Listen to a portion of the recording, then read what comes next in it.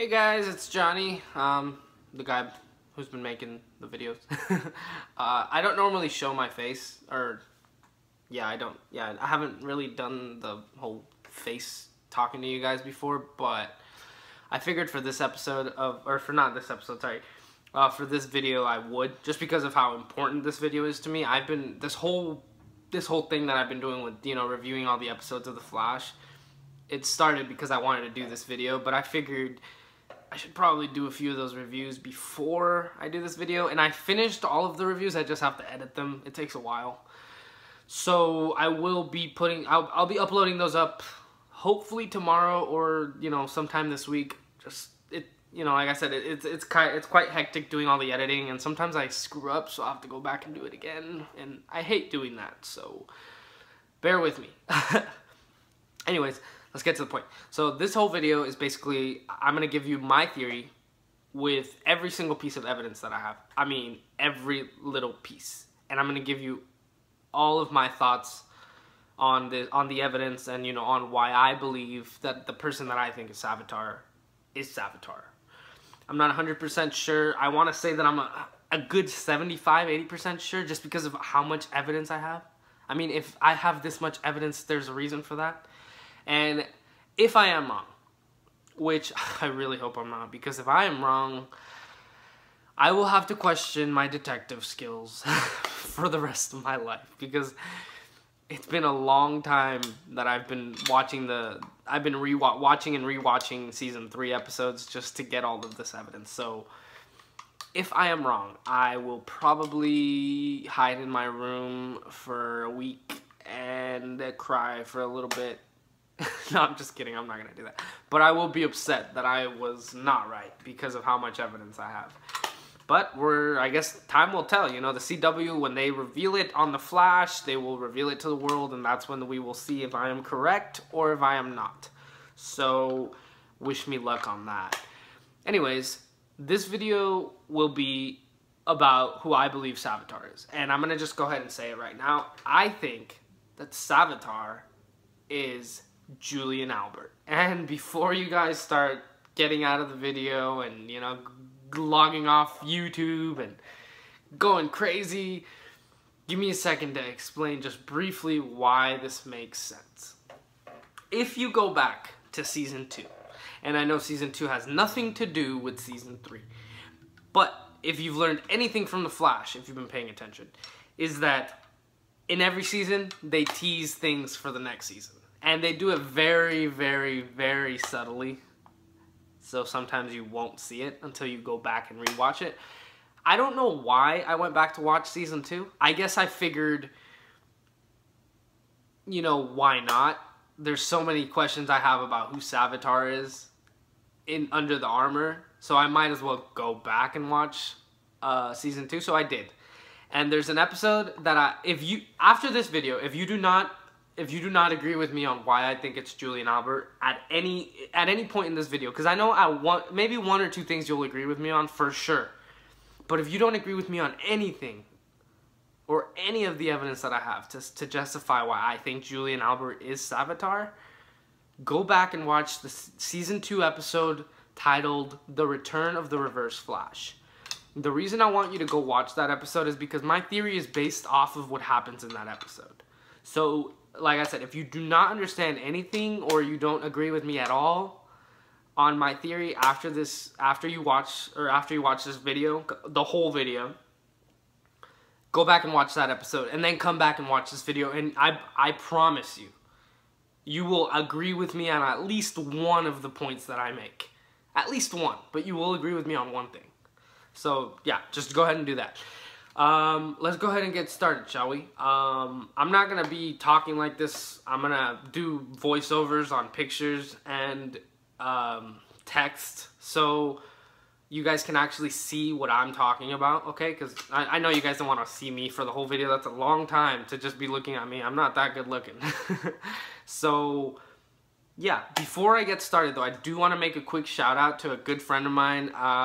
Well, I wouldn't say good friend of mine. We just met, but I met, his name is Marco Sanchez. I met him on the Flash fan page on Facebook. We were talking for a good 2 hours, maybe a good maybe 3. I don't remember. But we were talking for a while about both of our theories. And I have to say, man, if it weren't for that conversation I had with you, I would not have made this video because I was starting to doubt myself, honestly. I was hearing all these names being thrown everywhere. Wally, Future Barry, Future Wally, Eddie Thon, Ronnie Raymond, all of these crazy names. HR, which is actually not that crazy. I can see why people would say HR. And I actually even heard Jay Garrick's name thrown around. And I actually, up until episode 3, I did believe that it was Jay Garrick. But not anymore. I don't think it's Jay Garrick anymore at all.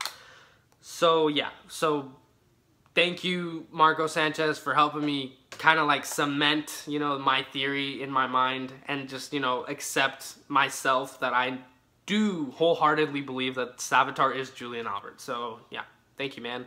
Let's go ahead and dig right into this. Oh, one more thing. If you guys like what you see and you want to see some more videos like this, just give me a like and a subscription, and I'll make sure I get out some more videos like this for you guys. Thanks, guys, and enjoy. Alright, so let's get right into it. Back in Season 2, Episode 11, Return of the Reverse Flash, there was a very important scene that completely grounds the fundamental theory that I have. So, in order for us to understand, for you guys to understand why I have the theory that I do, you have to understand why I have the theory in the first place.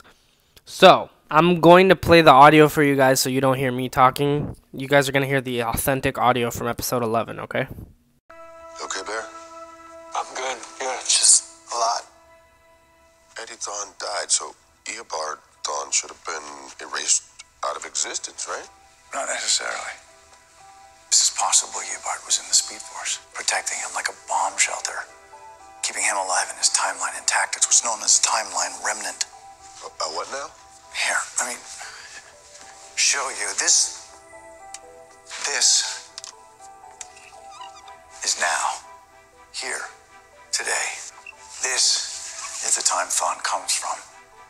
This is the moment you all erased him from existence, but since Thon is from the future, this is where his timeline begins. That's why he's still alive. This Thon has not yet traveled back in time to kill Barry's mother. He's here now in this time period for the first time. Timeline remnant. Explains why nothing's changed. Yeah, it also explains why he didn't know my name, or that we have met before. To him you hadn't, not until the future. If Thon dies before he can time travel again, will that save Barry's mother? No, it's not how it works. In our timeline, Barry's mother's already dead, and her death is a fixed point, and nothing can change that. All right, well, I'm gonna end him in this time, once and for all. Let's... Alright, so now that you guys heard what I used to verify, or not verify, but kind of cement the basis of my theory, I'm going to let you guys know what my theory is. So, here it goes. This is what my theory is. My theory is that Savitar is Julian, but he's not just Julian. He's Julian's future time remnant. And before you guys get all crazy on me, let me explain why this is. So, the Julian we know is Savitar's younger self. In other words, Savitar is Julian's future self. If you guys remember correctly, on episode 15, The Wrath of Savitar, the first time that they talked to Savitar through Julian, Barry asks Savitar, "Who are you?" Savitar responds by saying, "I am the future, Flash." A lot of people misconcepted this and started to think, oh my god, it's future Barry Allen. But you're wrong. It's not future Barry Allen. What Savitar is trying to say in his own confusing way, which is the whole point of Savitar's game, he's trying to confuse them. So by the time they realize who he is, they can't stop him anymore. What Savitar's really trying to say is, I am the future. And there should really be a period there, but there isn't. There's just a comma. So he says, I am the future, Flash. So he's telling him that he is the future. He is his future self. And then he says Flash. He doesn't, it's not meant to be together, or it's not meant to be coincidentally put together in any way. What he's trying to say is, I am the future. So he is the future of whoever he really is under the mask. So the Savitar that's been kicking Barry's butt for the last like 5-6 episodes, that's the future Julian. But that's Julian after he gets his powers. Now, let me explain how he goes about getting his powers. Julian, right now, is just Julian. There's he's not Savitar yet and pretending to be in two places at once. That's not possible. A lot of people have told me, oh, well, your theory doesn't make sense because if you remember correctly, once Savitar escapes the Speed Force, he's fighting Barry and Julian is at Star Labs with the rest of the team. And that makes complete sense. If you remember correctly, in Season 2, Zoom killed Jay Garrick, a.k.a. Hunter Zolomon, right in front of the entire team. But that wasn't him. It was his time remnant. So Zoom went back in time, convinced his time remnant to help him do this for, I don't know, he must have told him it was to get more powerful or whatever reason it was. That's the same thing that's going on right now. Julian, the one that's with Team Flash the entire time, that's just Julian. Savitar is Julian in the future. So whatever Savitar does while Julian is doing something else has no effect on either of them because they're two separate people. They're the same person, but they're two separate people from two separate timelines. That's why I showed you guys the message that Harry told the Team Flash in Season 2, Episode 11. Because that's what this whole thing is about. This whole thing is just Savitar trying to confuse everyone so that by the time they realize that what his game is, it's too late. They can't stop him anymore because he's already perfect. He's already achieved his goal. So if you're questioning my theory because of that same reason that Julian was at Star Labs when Savitar escaped the Speed Force and he would be in two places at once, that's why. Because he's a time remnant of Julian. So he can do that just like Zoom could. The whole season, Jake Garrick was with Team Flash while Zoom was out terrorizing the city and sending metahumans from Earth 2 to Earth 1. Alright, so and this part's going to be perhaps my most important piece of evidence. So, when I tell people this theory, they argue that, well, Julian is alchemy, so he can't be Savitar, and plus he wasn't doing what alchemy was doing because he wanted to. He was doing what alchemy was doing because he was being controlled by Savitar. But I'm sorry to tell you that you're actually really wrong. Savitar, okay, let me start from the beginning so it makes sense. When Julian tells Barry the story about his sister dying when he was younger back in England, I believe it's episode 9, the present, when he's locked in the pipeline.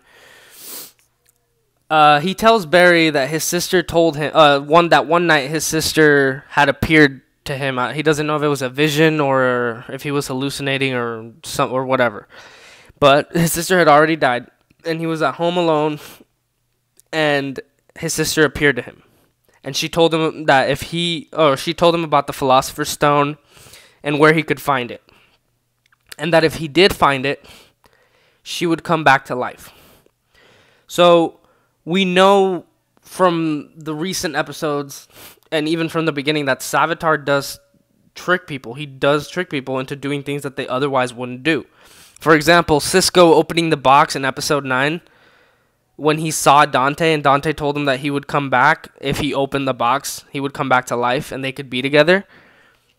That's just one example. There's many examples, but that's just one example. Savitar does trick people very, very frequently. Also, I would just want to make this note. When Julian saw his sister come back and tell him about the Philosopher's Stone, Julian had no connection to Savitar at that time. He didn't even know about the Philosopher's Stone. So, how could Savitar talk to him? How could Savitar use his sister's memory to trick him if he had no connection to Savitar whatsoever? He didn't even know about the stone. The stone was nowhere near him. Like it has been for the past, few episodes.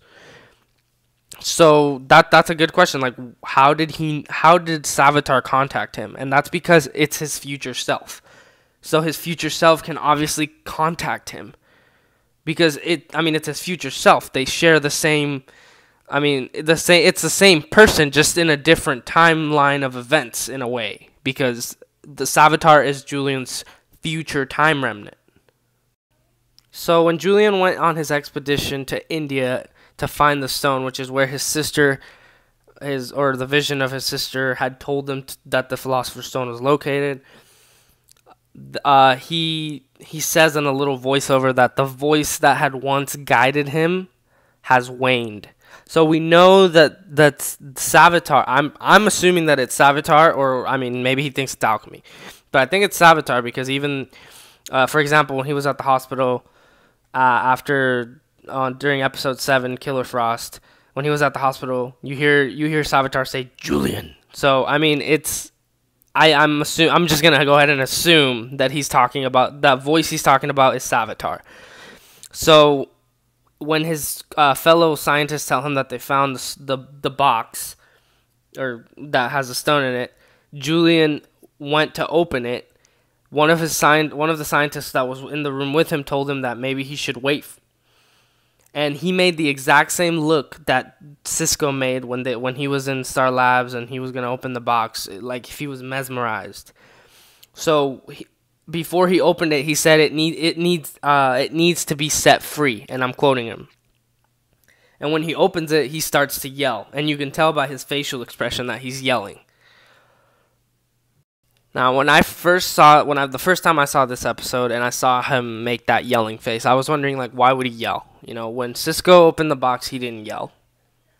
So that's kind of what I'm getting at. Like, I think that when he opened the box, his younger self, aka him, the one that opened the box, became in a way synchronized with Savitar, aka his future time remnant. And all of Savitar's future experiences, including being trapped in the Speed Force, which we know from Savitar telling the team that he lost his mind several times over. So all of those memories were synchronized with Julian, with Savitar's younger self. So Savitar didn't make him alchemy just because, he didn't just say, oh, I'm gonna, he lost his sister, I'm gonna pick Julian Albert. Out of all the people I can pick to bring me back, I'm gonna pick Julian Albert.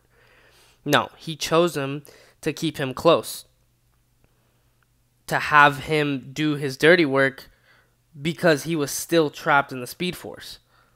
So he used his younger self to bring his future self out of the Speed Force. That's the whole reason that he made him alchemy. It wasn't just random. He didn't just randomly pick Julian.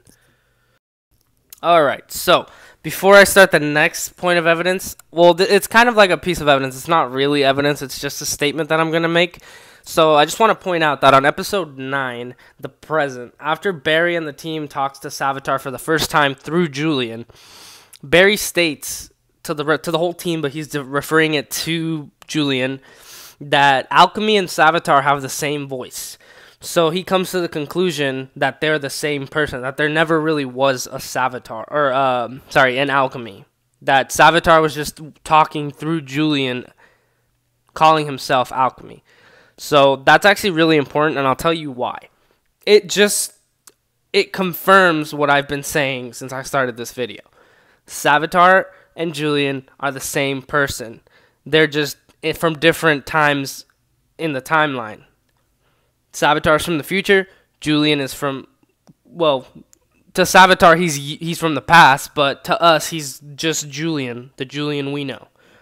So just keep that in mind. That's really important as we go along with the rest of the evidence. Alright, so my next piece of evidence is that, if you guys remember correctly, on episode 7, Killer Frost, when Caitlin asked, she abducted him. She abducted Julian from CCPD after she was going Killer Frost on everybody.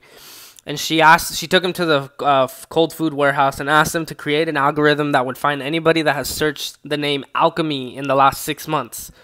He responds to her by telling her that alchemy is a relatively common term, So it's going to pop up a bunch of things. So she tells him to search for an unrelative term then.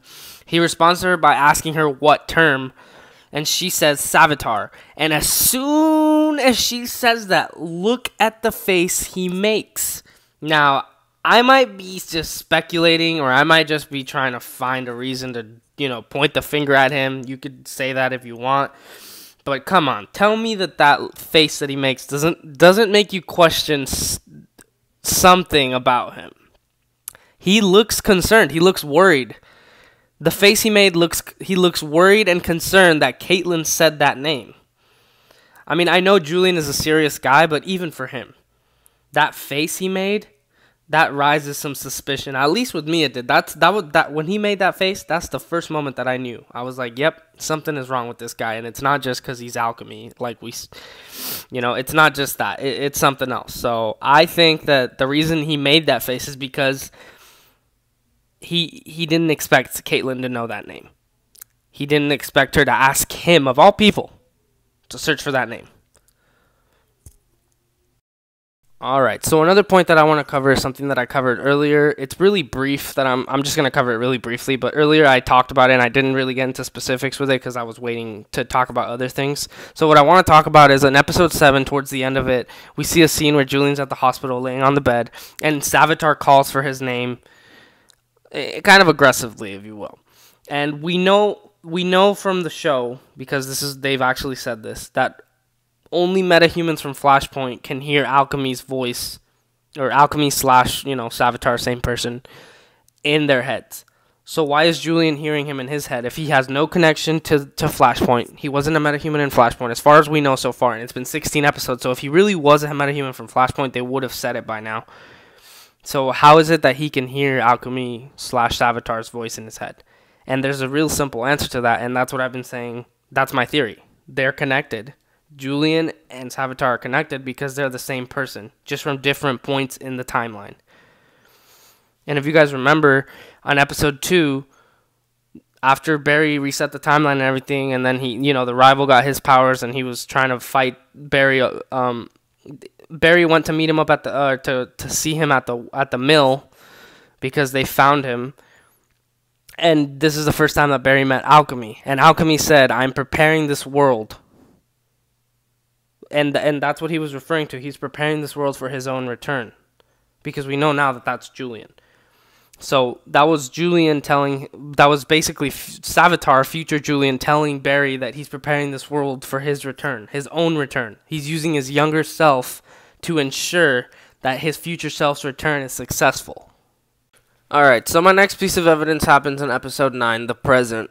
When the team does some research on the alchemy, or on the stone that Alchemy is always using, Alchemy uses it to give back the metahumans from Flashpoint their powers, but they don't know anything about it other than that. So Cisco finds an article from Oxford University where it states that the stone is called the Brahmastra, and that it was the first object known to man to be able to give human beings power. So basically turn them into metahumans. Turns out this article was written by none other than our beloved Julian Albert a few years back, before he did the expedition to India. So Barry goes to CCPD to talk to Julian about the stone. Julian tells Barry that he became obsessed with finding it, and we know now from what he told Barry in another episode that it was because actually in that same episode, that it was because he wanted to bring back his sister.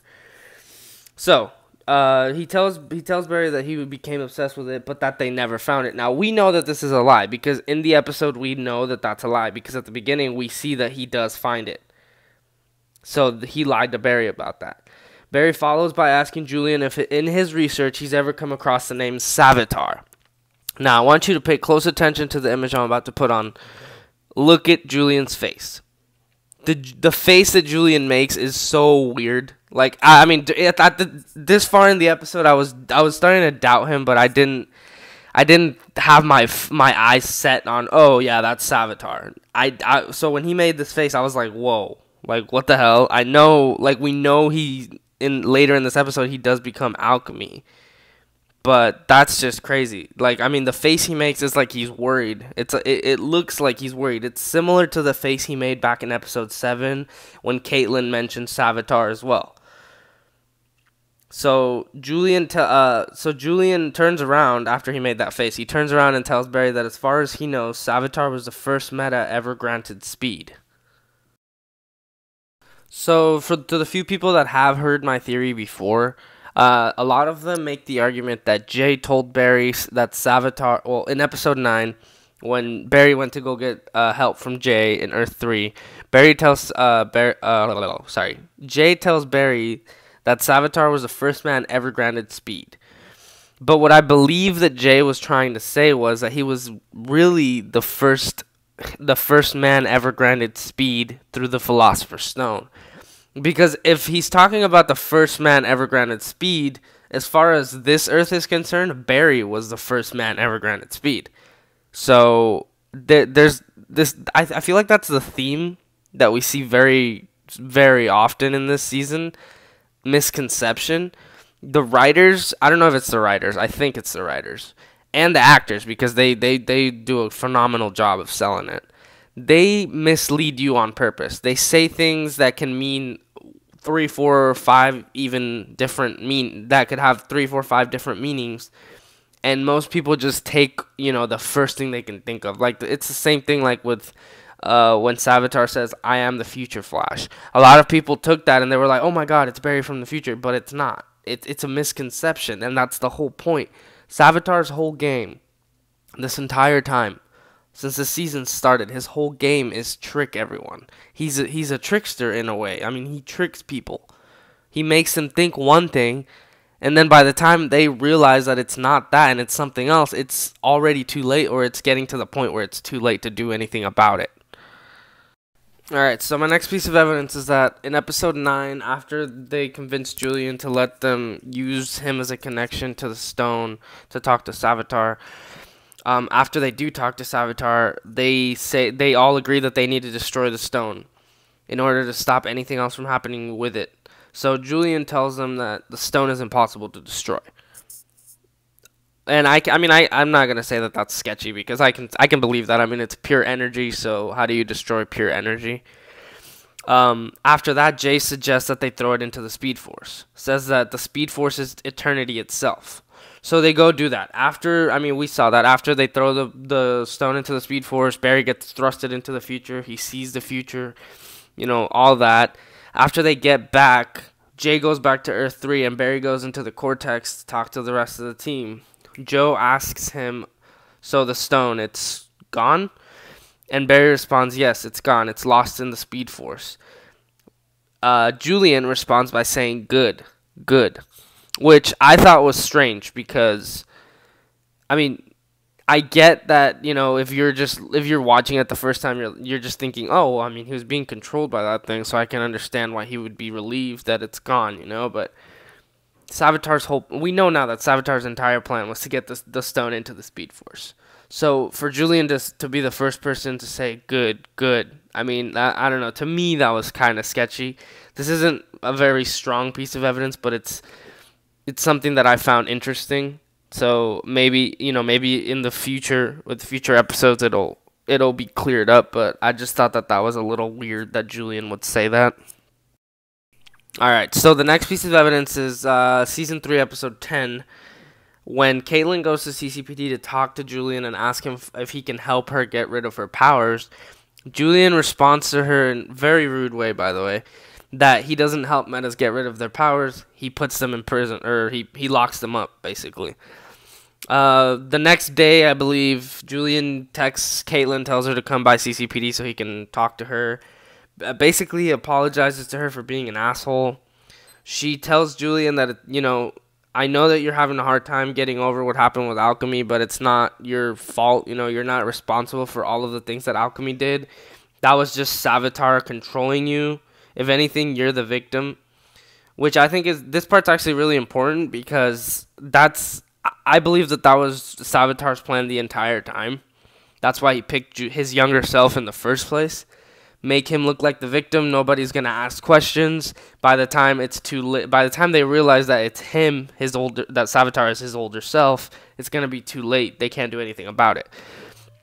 So, anyways, after Caitlin said that, she asked Julian if he wants to join Team Flash and help them fight metas. Julian tells Caitlin that he's gonna have to think about it, and he'll let her know what his decision is. However, when she leaves the room, when she leaves the lab, you can see that Julian kind of makes, I don't know, it's not like the face he made earlier, but he looks like he's thinking about something, like he's being very thoughtful about something.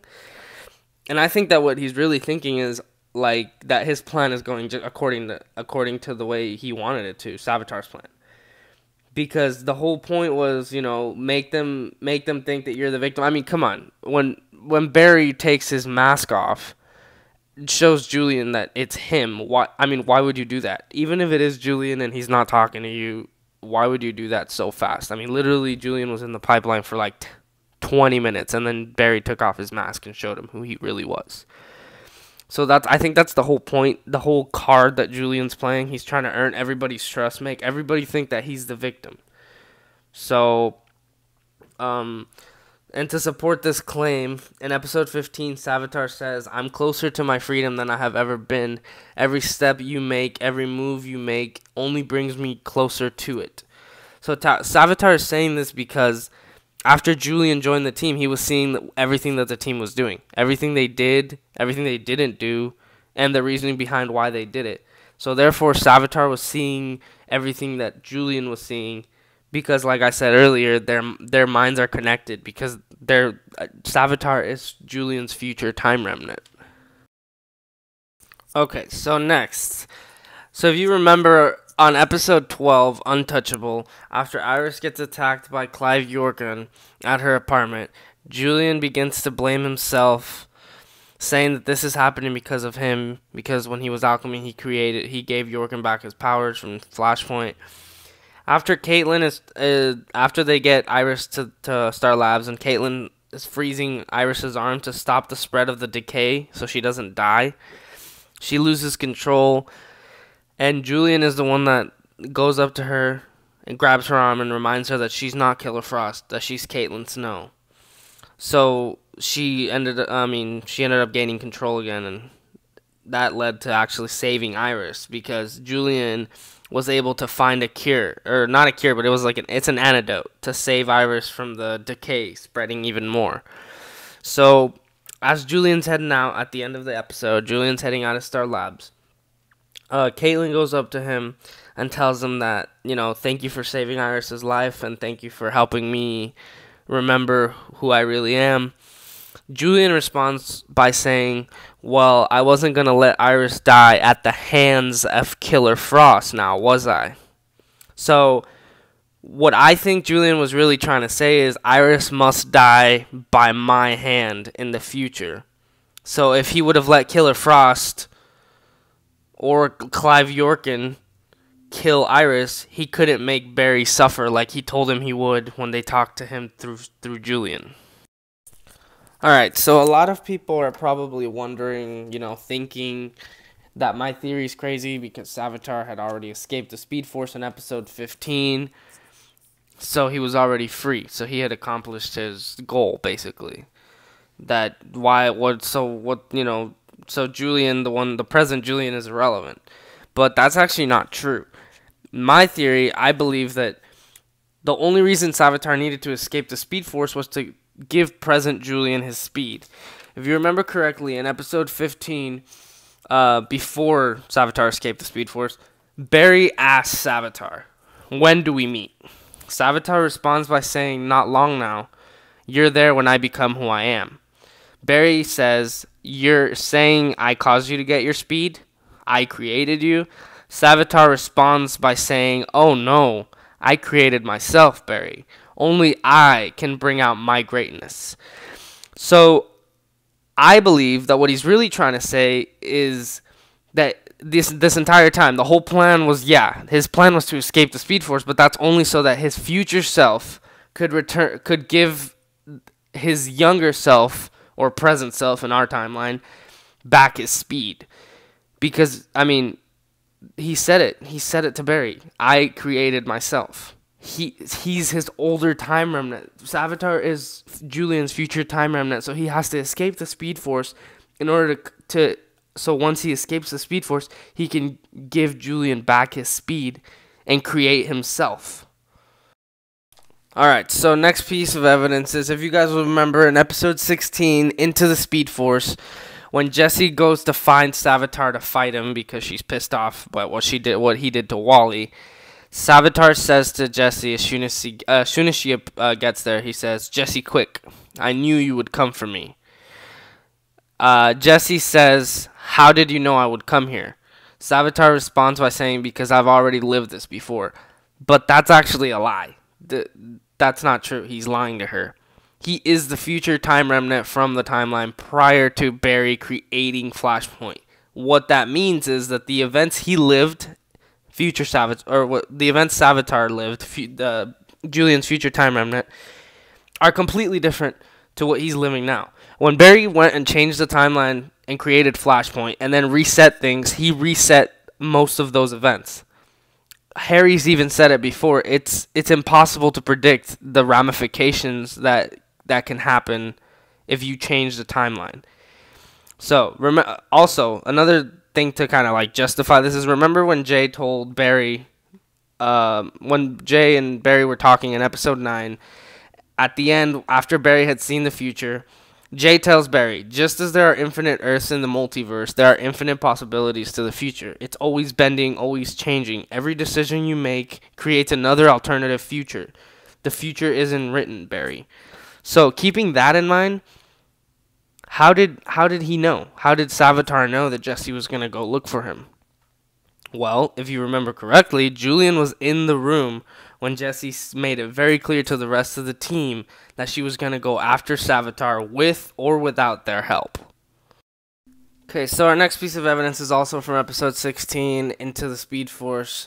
So after Barry is already, after Jay has already gone in to help Barry get Wally out, when Cisco is opening the breach to the Speed Force for Barry and Wally to get out, Julian is literally right next to Cisco, and he asks him, "You think you can reel them in?"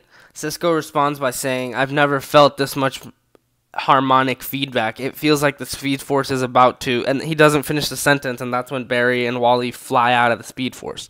But before they do, the Speed Force kind of, it looks like it's like trying to suck something in, and I'm just going to make this opinion. I think that what Cisco was about to say, but he didn't get a chance to say it, is, "It feels like the Speed Force is about to suck me in." And that's just what I think. He didn't actually say it, but that's what I think he was going to say. So immediately after Cisco says this, and immediately after the Speed Force kind of gives a blast, you can see as clear as day that Julian is literally hiding right behind Cisco. Like, he's even crouching. He's literally, like, hiding right behind Cisco. Why would he do that? Everybody else in the room, the rest of the team, is just standing there because they have nothing to fear if they have nothing to hide. But that's because Julian does have something to hide. The Speed Force knows that Julian's older time remnant is Savitar. That's why he's hiding behind Cisco, because he's afraid that the Speed Force might suck him up before Savitar can give him back his speed. Also, I want to just point out real quick that as soon as Barry and Wally come out of the Speed Force and everyone sees them that they're safe, look at the face that Julian makes. He looks pissed off. I mean, that looks like a pissed off face. He looks pissed because his whole plan was to face Barry by himself without having Wally get in the way. And then Jay Garrick went into the Speed Force, took Wally's place, and now Wally and Barry are back into the world. So he's pissed off. Alright, so we've reached the final piece of evidence that I have. So here it goes. So my final piece of evidence happens at the end of episode 16. After Jessie leaves to Earth 3 to protect it while Jay is stuck in the Speed Force, HR says to the team, "So team, uncovered by our intrepid Jessie Quick in her last dust-up with the so-called God of Speed, guess who feels pain?" Immediately, Julian asks HR, What exactly are you saying? Are you saying that underneath the suit of armor that he's just... HR interrupts him and says, yes, James, he's not a god. He's just a man. So, immediately after HR says this, look at the face that Julian gives the whole... I don't know if he's giving it to HR or just the whole team or just in general, but he looks worried. It's the same face that he made in episode 7, and it's the same face he made in episode 9. He looks worried. He's worried that the team finally knows his secret. He's not a god. And he is a man. So that's important. I don't know. That, to me, all of these faces that Julian makes, it's not a coincidence. Okay, I know that a lot of people are probably like, oh, maybe he's just a serious guy. He just makes those faces. No, there's no such thing as coincidences. If you remember back in season 1, when Professor Stein is talking to Eddie Thawne, he tells him that he thinks that he's a coincidence, but at the end of the episode when Eddie dies or shoots himself, he says that there's no such thing as coincidences. So that's my final point. Alright guys, so that's gonna do it for this video. I am sorry that it's so long, but there's so much evidence that I have that I had to put it all in one, because if I don't, it won't make sense. My theory doesn't make sense unless I use all of the evidence, so I do apologize for it being so long, but that needed to be done in order for you guys to understand my point of view on my theory. Now, like I said, I'm not 100% sure this is the correct theory, but I do believe that I'm at least 80% sure due to all this credible evidence that I have. We will have to wait until they reveal it on the show to find out whether I am right or wrong. Once again, thanks for watching, and if you like what you see and you want to see some more videos like this in the future, just give me a like and a subscription, and I'll make some more videos for you guys. Thanks again.